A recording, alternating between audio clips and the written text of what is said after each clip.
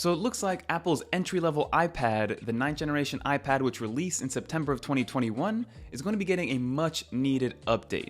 So here's everything that we know about the 10th generation iPad and also why I think this iPad is going to be the iPad for 99% of iPad users. But let's talk about it.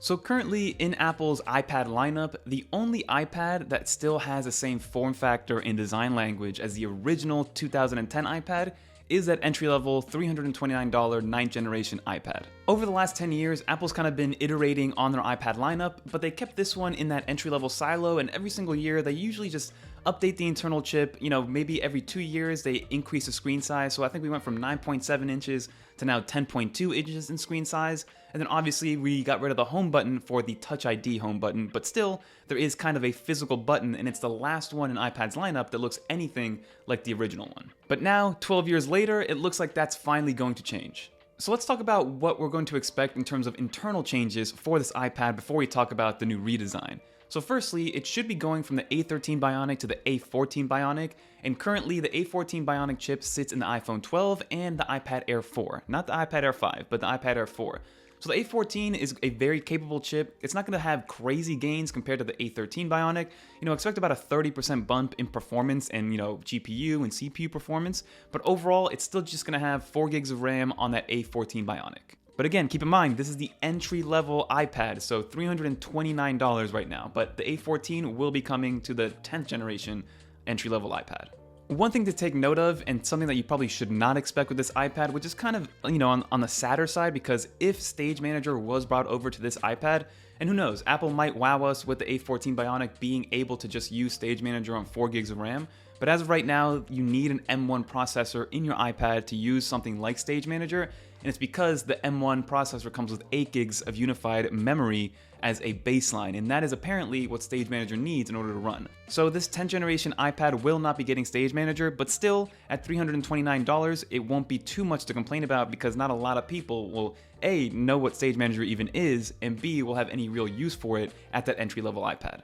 And again, this being Apple's entry-level iPad, this is again the only iPad that does not actually have 5G capability in terms of cellular capability.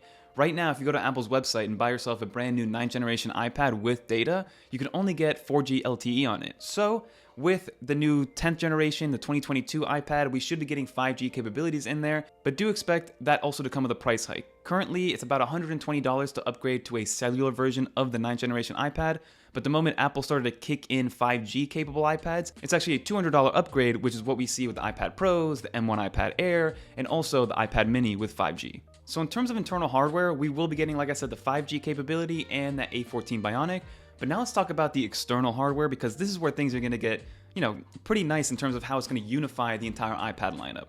So firstly, we should be getting USB-C on this 10th generation iPad, which is going to be amazing. Lightning will be gone completely from the iPad lineup, which is what we're kind of moving towards, because again, with the EU legislation that's coming forward in the video that I mentioned before, USB-C will be coming to all things, including iPhones and all Apple accessories moving forward, but probably in the later end of 2023. But it's nice that Apple will be removing the Lightning cable or the Lightning port from the 9th gen iPad and going full USB-C, which is going to open up a lot of doors, especially in the education space, right? Dongles are going to be allowed to be used. You can, display to a secondary monitor without having to use, a HDMI to Lightning adapter, which is kind of obsolete. So you can now use, those 12-in-1 USB-C hubs that we're always talking about, or the 20-in-1 USB-C hubs, which have like Ethernet, headphone jack, micro SD card readers, and everything in between. So getting a USB-C port on the 10th generation iPad is going to be a game changer for a lot of people, especially at that price point. And since we're now going full USB-C and the Apple Pencil Gen 1 charges via Lightning, it's safe to say that we should be adopting the Apple Pencil 2 with this new 10th generation iPad. And there were some renders online about this redesign by My Smart Price, which again brings that new industrial and kind of boxy design that we first got with the 2018 iPad Pro, and it's going to be coming over to the 10th generation iPad, which is going to be a really nice redesign at that price point. So we will be able to charge the Apple Pencil 2 the same way we can charge it on the iPad Mini, iPad Air, and iPad Pro, which is magnetically wirelessly charging the Apple Pencil 2 right on the 10th generation iPad. But according to the schematics and the renders, the iPad 10th generation should be a little bit thinner than the iPad 9th generation, which is going to be a great thing to have as well, to fit in that Apple Pencil 2, which is going to be great. And then also on the rear, we're still going to be having only one camera sensor, but it's going to have a protrusion. It's going to kind of stick out a little bit with the iPad Pro from 2018 and also the iPad mini, but it looks a little bit more like an iPhone 10 or 10s camera system. So it will be pill-shaped. It's going to be vertically pill-shaped, but I think the bottom, it's not for a second camera, it's going to be for the flash. So that is going to be coming to that 10th generation iPad, which again, the more the merrier on the hardware side. But now let's talk about the display of this new iPad, because the front side of this iPad with this industrial design is going to be a little bit different than what we originally expected. So the actual screen text, so the pixel density, the brightness, the color gamut, that's all going to remain exactly the same. No upgrades to maybe a higher pixel density or a mini LED display or 120 Hertz. Again, this is an entry-level iPad, so none of that is going to come to this iPad because that'll just increase the price and probably make it more expensive than something like the iPad mini. But what we are going to be seeing is a nice little bump up in screen size from 10.2 to probably 10.5 inches, which is not going to be a drastic difference, but the extra 0.3 inches could go a long way depending on what type of software and what applications you're using on a daily basis. So it's going to be a little bit slimmer in terms of full width of the hardware, but with the screen size being a little bit larger. But if you notice in those images, the actual bezels will not be uniform like they are on the rest of the iPad lineup.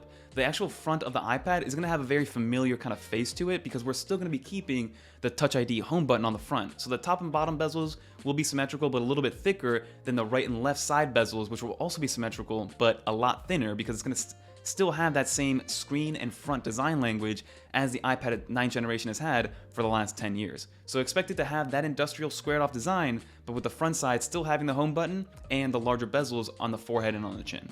So now that we got all the hardware updates and upgrades out of the way, let's talk about pricing and storage capacity. So Apple will sell this at the 64 gig and 256 gigabyte variant, which again, this is an entry-level iPad and probably going to be used in the education space a lot with iCloud, so having 64 gigs isn't the end of the world. Like, I probably wouldn't be doing crazy stuff on this like editing video, but if you do want a little extra space, 256 is the way to go, and you probably end up spending an extra $150 for that increase in storage capacity. But in terms of price, right now, the 9th generation sits at around $329. You can get it from the education store for $279, which for that iPad alone is a great price. But with all the inflation going on and everything kind of increasing in price, I wouldn't be surprised to see the starting price of this go up about $50 to $379, and then you'll get it for $329 through the education store if you have that ability to purchase it through the education store. So keep that in mind. You might get a $50 increase, and it should be warranted because it will have a completely new design and it will have internal specs which are going to be upgraded along the way. So $379 for the 10th gen iPad doesn't really annoy me too much, but again, I wish it started with 128 gigs and not 64 gigs. And then lastly, let's talk about accessories. So like I mentioned, this should work with the Apple Pencil 2, but I think it's going to take a page out of what the iPad mini is doing. So right now, with the 9th generation iPad, you can get the slim folio keyboard case because it does have the 3 pin connectors. But in the renders that you saw, there aren't any pin connectors on the rear of this iPad, which again is a little bit baffling, especially if it's going to be in the education sector as a laptop replacement or computer replacement to be handed out to a lot of kids. So not having those 3 pin connectors makes me think that maybe Apple is either working on a Bluetooth keyboard case, or maybe they think third-party manufacturers will be making keyboard cases for this. But as of right now, I don't know if Apple's going to be making a first-party slim folio keyboard case for this 10th generation iPad. Maybe they'll go back to the slim folio that they gave us back with the 2018 iPad Pro, which had the 2 viewing angles. But again, who knows? Because as of right now, there's no indication that we're going to get a 3 pin connector for this 10th generation iPad, which would be kind of disappointing, but let's see what they actually do when it does come time to release this 10th generation iPad. But I'll let you know ahead of time that the slim folio keyboard case that you were using with your 9th gen iPad, 8th gen, and 7th gen iPad will not work with this new redesign because of the squared off design, the industrial upgrade in terms of the hardware design. It will not work, so get ready to either sell that off or just put it in a storage drawer.